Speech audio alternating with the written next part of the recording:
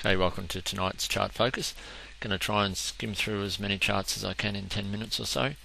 I've just run a price and volume scan tonight. Some of these have come up on that. Others are some swings that I've mentioned today. But let's go and we'll see what we can get through. Quick look at the XJO. Got through this 4700 today, so pretty key action today, I feel. Closed at 47.22, up 21. Interestingly, intraday support was actually off the 4700, which was previously resistance. So maybe we've left it behind for a bit. Who knows? US could tank tonight, and we'll be back where we were, but encouraging at least. All right, just want to run through a few charts. Let's start with ARU. One we mentioned a few times lately, rare earths play. Cap raising recently at $1.20. Had tanked up until that cap raise. Can't speak tonight. Bounced quite well, and then started to dump yesterday on some news that a Chinese company had not chosen to take up the extra shares. Seemed to be a bit of confusion as to whether the shares that they were to take up were part of the 90 million that they were raising or not. They clarified that today, and it seemed to bounce pretty well. So really good volume today on this swing, which is quite interesting. But the key for ARU for mine will be a break of this $1.40 here. If we can get through $1.40, yes, it might be onward upwards, but certainly encouraging action, especially if you could have got them in the last few days down around that $1.25 or certainly under $1.30 mark. Okay, just going to have a quick look at ARV. It's one I did hold today and got burnt on, so we'll look to find another entry in this one. And all over the forums, people wondering what the heck happened, so I thought I'd quickly have a look at it. Had rare earth news today, which the market had been waiting on for some time, and it's probably the first stock that we've seen that's had rare earth news and failed. Feels like someone large was getting out today, maybe one of the holding brokers, Patterson's or someone, but massive volume, biggest volume certainly in the last 12 months, if not ever.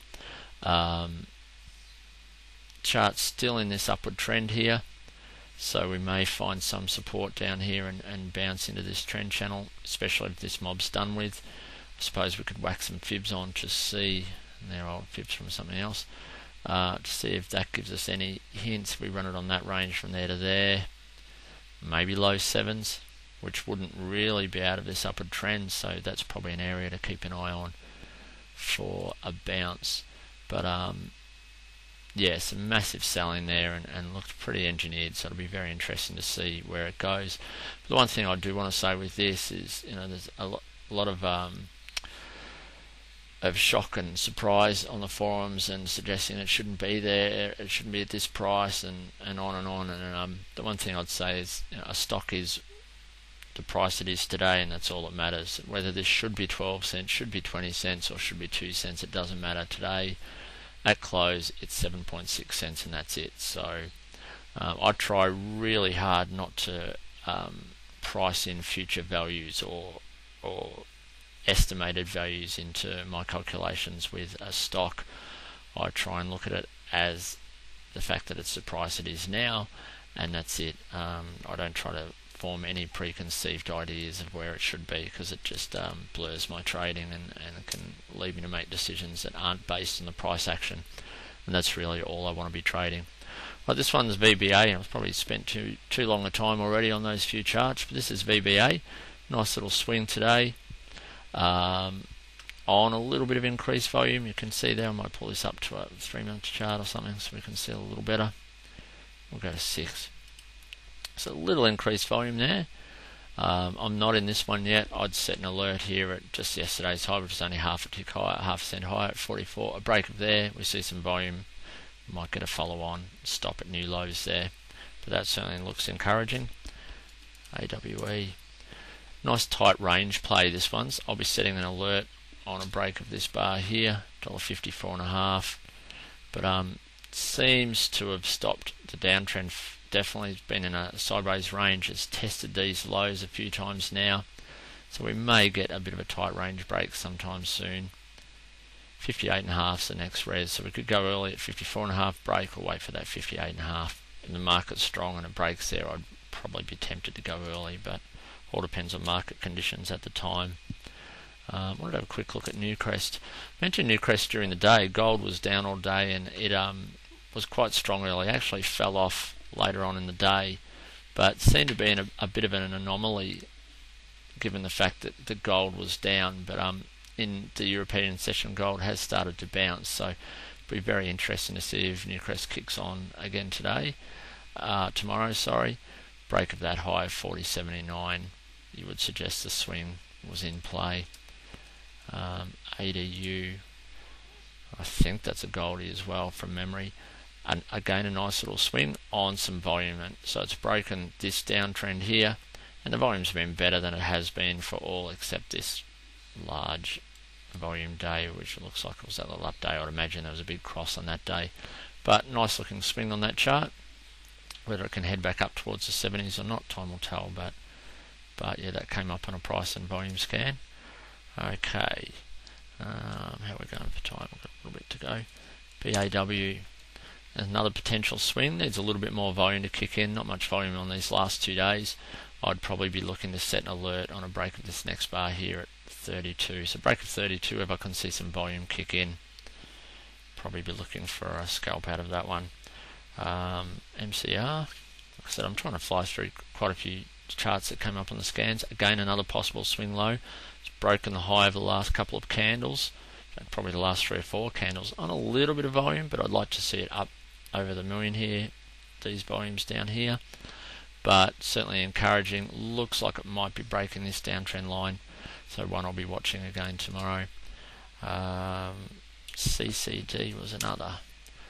Okay, CCD increasing volume on the last 2 or 3 days as it creeps towards these 6-month highs. Go to 12-month and see where we are. It looks like they're 12-month highs. Okay, previous resistance was 126. It's broken that today. It's hit 129, closed just under that resistance. So I'd set an alert again for 129 tomorrow. Really good volume, so that looks like it certainly has a chance to carry on from there. EVG is the next one I've got. A little 10-cent play. I mentioned this on the Twitter today. Have a look at a 12-month chart. Relatively thin, but a lot more volumes kicked in the last couple of months, and creeping up towards this 10-cent tick change. Hit 9.8 yesterday, 9.7 today, so 9.8 is definitely the break, but you get 10s. Hopefully we'll break those 10.5s and get into the 5% per tick moves, which is why I mentioned these 10-cent tick plays. You go from 0.01 to the 0.05, so makes it very forgotten the word. It makes for a very interesting trade if you're only losing 0.01 a tick and gaining half a cent a tick. So that's why I look for the 10-cent trades. Okay, MTN. Alright, MTN, again I mentioned today on an hourly, and I'll pull an hourly up on this one just quickly. Sorry, where are we here? Need to go back a week or so. Okay, you can see the triangle that I mentioned in the Twitter here along the top there. And down there, I probably should draw some lines on this one just to highlight this. You'll have to excuse me tonight. I'm feeling a little off colour and had a pretty late night last night doing some work, so feeling a little all over the shop tonight. Alright, so you can see a nice ascending triangle here, which it's broken today.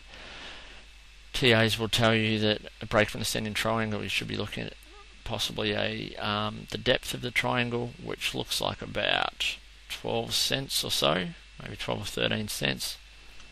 So break of 58.5, let's say 59, could be looking up around the 70 mark